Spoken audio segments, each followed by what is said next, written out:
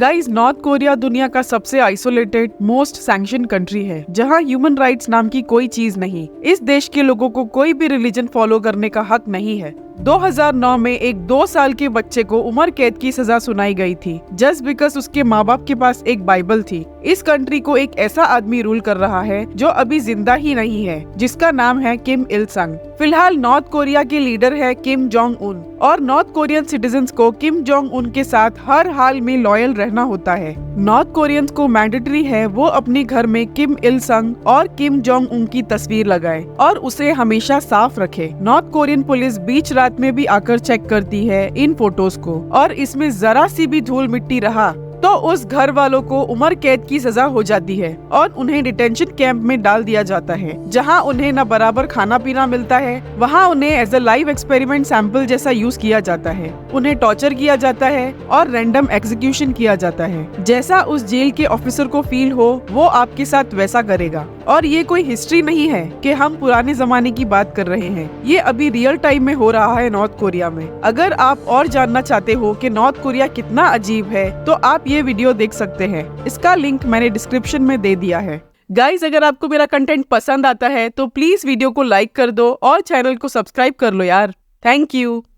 तो इसमें कोई शक नहीं कि हर कोई इस देश से निकल के भागना चाहेगा, पर इस कंट्री से निकलना इतना आसान नहीं है। नॉर्थ कोरियन सिटीजन लीगली इस देश से बाहर नहीं निकल सकते हैं, क्योंकि ना तो उनके पास पासपोर्ट होता है और ना उनके पास गवर्नमेंट से परमिशन होती है। तो हर नॉर्थ कोरियंस को यहाँ से इलीगली गवर्नमेंट को बिना पता चले यहाँ से निकलना होता है। अगर कोई नॉर्थ कोरियन यहाँ से निकल भी गया तो नॉर्थ कोरियन गवर्नमेंट उसकी फैमिली को पकड़ लेती है और सबको डिटेंशन कैंप में डाल देती है। अगर समझो आपने मन बना लिया कि नहीं, मुझे बस यहाँ से किसी भी हाल में निकलना है, तो आपके पास 6 ऑप्शंस है, पर ये सब के सब काफी खतरनाक है। हर नॉर्थ कोरियन का एक ही सपना होता है कि वो कैसे भी उनके पड़ोसी देश साउथ कोरिया चले जाए, जो कि नॉर्थ कोरिया का बिल्कुल अपोजिट है। साउथ कोरिया एक लिबरल और डेमोक्रेटिक कंट्री है और साउथ कोरिया पूरे कोरियन पेनिनसुला को अपना मानता है। इसी वजह से नॉर्थ कोरियंस के 2.5 करोड़ लोगों को भी वो अपना सिटीजन मानता है। इसी वजह से जो भी नॉर्थ कोरियन साउथ कोरिया पहुंचता है उसे तभी के तभी ऑटोमेटिक साउथ कोरियन सिटीजनशिप दे दी जाती है। साउथ कोरिया भले नॉर्थ कोरिया के जस्ट बाजू में है, पर नॉर्थ कोरिया से साउथ कोरिया आना इस 21st सेंचुरी का सबसे खतरनाक जर्नी है। जरा सी भी चूक हुई तो सजाए मौत।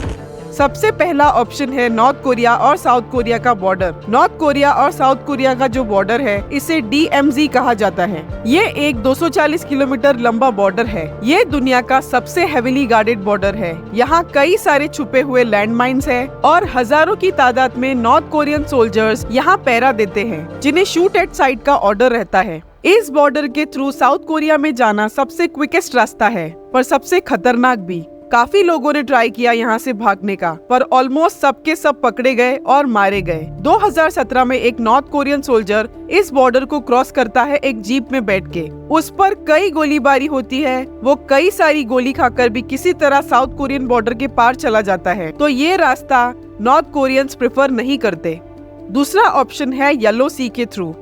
इस ऑप्शन में आप नॉर्थ कोरिया से साउथ कोरिया जा सकते हो DMZ वाले बॉर्डर को बाईपास करके, पर इसके लिए आपको काफी अच्छा स्विमर होना पड़ेगा, या तो आपके पास एक बोट होनी चाहिए। एक एवरेज नॉर्थ कोरियन की कमाई बहुत ज्यादा कम होती है, वो एक बोट कभी नहीं खरीद सकते।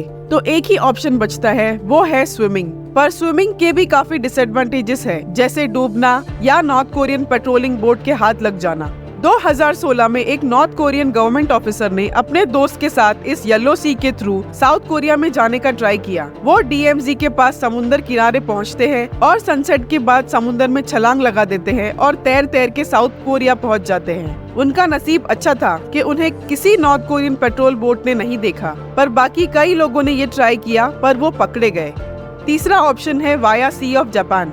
ये भी सेम येलो सी जैसा रास्ता है, पर यहाँ अब टोटल 4 देश का बॉर्डर आ जाता है, north Korea, south Korea, Russia और जापान। इसी वजह से सी ऑफ जापान काफी हेवी गार्डेड है और सी ऑफ जापान में काफी टाइफून, हरिकेन वगैरह आते हैं। तो आपको मिलिट्री का तो खतरा रहेगा ही, पर आपको इसके साथ नेचुरल कैलामिटी का भी खतरा रहेगा। आप यहाँ सी ऑफ जापान क्रॉस करके साउथ कोरिया जा सकते हो, पर ये DMZ के पास है, इसीलिए हेविली गार्डेड है। या तो आप यहाँ से जापान जा सकते हो तैर के या छोटे बोट में। कोई भी नॉर्थ कोरियन अगर जापान पहुँच जाता है तो उसे नॉर्थ कोरिया के बदले साउथ कोरिया डिपोर्ट किया जाता है। पर अब तक बस 3 ही ऐसे सक्सेसफुल केस रिपोर्ट हुए हैं जिनमें कोई नॉर्थ कोरियन इस सी ऑफ जापान से जापान पहुंच पाया। तो अब ये 3 रूट थे साउथ के। चलिए देखते हैं अब नॉर्थ के ऑप्शंस। चौथा ऑप्शन है टू रशिया। यहाँ नॉर्थ कोरिया के साथ 2 देश का बॉर्डर लगता है, रशिया और चाइना, और ये बॉर्डर्स इतने हेविली गार्डेड नहीं होते हैं। यहाँ से बॉर्डर क्रॉस करना काफी आसान होता है एज कम्पेयर टू साउथ के DMZ वाले बॉर्डर से। नॉर्थ कोरिया और रशिया का बॉर्डर बस 17 किलोमीटर का है और इसे क्रॉस करने के लिए आपको बस टूमेन रिवर पार करना होता है, जो कि लोग गर्मी में आराम से कर लेते हैं जब इस रिवर में लो टाइड होता है, या तो ठंड के टाइम कर लेते हैं जब ये रिवर का पानी फ्रीज हो जाता है। पर रशिया इतना अच्छा ऑप्शन नहीं है नॉर्थ कोरियंस के लिए, क्योंकि कोई भी नॉर्थ कोरियन अगर रशिया में पकड़ा गया तो रशियन गवर्नमेंट उसे सीधा नॉर्थ कोरिया डिपोर्ट कर देगी। और नॉर्थ कोरिया में डिपोर्ट होना मतलब डिटेंशन कैंप, टॉर्चर और सजाए मौत। पर अगर आप कैसे भी रशियन पुलिस से बचकर व्लादिवोस्टोक पहुंचते हो जहां साउथ कोरिया का एम्बेसी है, तो समझो आप आजाद हो। पर कोई भी नॉर्थ कोरियन को रशिया में छिपकर रहना ऑलमोस्ट इम्पॉसिबल है, क्योंकि नॉर्थ कोरियंस रशियंस के बीच एकदम हटके स्टैंड आउट दिखेंगे, जैसे एक चाइनीज या नाइजीरियन आदमी हम इंडियन के बीच। चौथा ऑप्शन बचता है अब चाइना। चाइना जाना भी रिलेटिवली काफी आसान है। चाइना और नॉर्थ कोरिया को डिवाइड करता है यालू रिवर, और ये बॉर्डर भी नॉर्थ कोरियंस क्रॉस कर लेते हैं जब लो टाइड है और या जब रिवर फ्रीज हो जाती है। चाइना आप पहुंच भी जाए तो आप वहां हमेशा के लिए नहीं रह सकते, क्योंकि चाइना का पॉलिसी भी सेम रशिया की तरह ही है। चाइना भी नॉर्थ कोरियन डिफेक्टर्स को वापस नॉर्थ कोरिया डिपोर्ट कर देता है। पर चाइना में ये फायदा है कि नॉर्थ कोरियंस चाइनीज के साथ आराम से घुल मिल सकते हैं, क्योंकि दोनों सेम ही तो दिखते हैं। अब अगर आप चाइना पहुंच गए तो आपके पास एक ऑप्शन है, आपको जाना होगा साउथ कोरियन एम्बेसी जो शिंगयान सिटी में है। पर ये सिटी नॉर्थ कोरियन बॉर्डर से 200 किलोमीटर दूर है, और जिस बिल्डिंग में साउथ कोरियन एम्बेसी है उस बिल्डिंग को काफी पुलिस गार्ड करते हैं, और इस बिल्डिंग में एंटर करना ऑलमोस्ट इम्पॉसिबल है। तो अब आपको चाइना से निकल के कोई और कंट्री में जाना होगा जो आपको साउथ कोरिया भेज दे। चाइना काफी बड़ा देश है। अगर आपको चाइना के आसपास वाले कंट्री में जाना है तो नीचे की तरफ है लाओस और वियतनाम। पर ये दोनों भी कंट्री बिल्कुल भी सेफ नहीं है नॉर्थ कोरियंस के लिए, क्योंकि इनकी भी पॉलिसी चाइना और रशिया की तरह ही है। ये देश भी नॉर्थ कोरियंस को वापस नॉर्थ कोरिया भेज देता है। बाकी ऑप्शंस है इंडिया, भूटान, नेपाल। पर चाइना से अगर इन देशों में जाना है तो हिमालयन माउंटेन्स को पार करना होगा, जो कि इम्पॉसिबल है। तो रियलिस्टिकली अगर देखा जाए तो चाइना से बस अब 2 ऑप्शंस ही है, वो है थाईलैंड और मंगोलिया। और इन दोनों देशों की गवर्नमेंट नॉर्थ कोरियंस को नॉर्थ के बदले साउथ कोरिया डिपोर्ट करती है। तो अगर आप चाइना में हो तो आपको कैसे भी इन 2 देशों में जाकर बस खुद को पुलिस के हवाले कर देना है। तो 5वां ऑप्शन है टू मंगोलिया। चाइना से मंगोलिया जाना इतना आसान नहीं, क्योंकि चाइना और मंगोलिया के बीच में है गोबी डेजर्ट, जो one of the largest desert में आता है, और दुनिया का ऐसा डेजर्ट जहां बहुत सारे खतरनाक वाइल्ड एनिमल्स हैं और टेम्परेचर्स भी काफी जानलेवा होते हैं। और किसी भी डेजर्ट को पार करना इतना आसान नहीं होता। 2007 में एक लड़की और उसकी माँ यालू रिवर क्रॉस करके चाइना में आते हैं। चाइना में वो 2 साल तक रहते हैं छुप छुप के। 2 साल में वो गोबी डेजर्ट को स्टडी करते हैं, फिर कैसे भी लोकल्स की हेल्प लेके गोबी डेजर्ट पार करके मंगोलिया पहुंच जाते हैं, और मंगोलिया से उन्हें साउथ कोरिया डिपोर्ट किया जाता है। मंगोलिया पहुंचना भी ऑलमोस्ट इम्पॉसिबल है गोबी डेजर्ट की वजह से। तो अब बचता है आखिरी ऑप्शन, और वो भी इतना इजी नहीं है। 6 ऑप्शन है थाईलैंड।